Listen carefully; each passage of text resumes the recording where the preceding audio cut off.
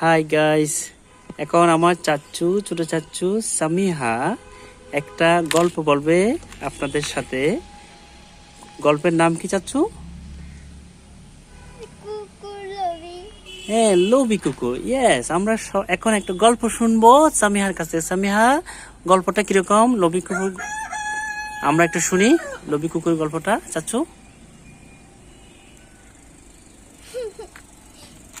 একটা কুকুর ছিল, তারপরে একদিন একটা রাস্তায় একটা মাংস খুঁজে পাই। তারপর সে মুখে নিয়ে মাংস হাঁটতে হাঁটতে, তারপর চোর তৃষ্ণা লাগে পানি, তারপরে চোর নদীর ধারে যায় পানি খেতে। আচ্ছা, তারপর গিয়া ওরা নিচে নদীর মধ্যে নিচে চেহারা দেখতে পাই।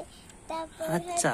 সে মনে করেছে যে পানিতে ডুব দিয়ে মাংসটা নিয়ে কেড়ে তারপর নদীর মধ্যে ওই কুকুরের চেহারা দেখে গেছে, আরেকটা কুকুর দেখে গেছে মাংস সহ। হ্যাঁ, আচ্ছা, তারপর তার দুইটা মাংস হয়ে যাবে। সে লোভ করতেছে না আরেকটা মাংস পাওয়ার জন্য। হ্যাঁ, ওই তার তারপর- প্রতিচ্ছবি দেখছে নাকি ওখানে?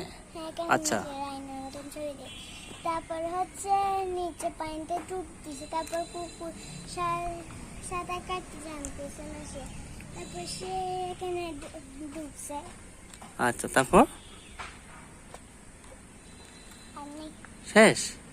Thank you, nice story.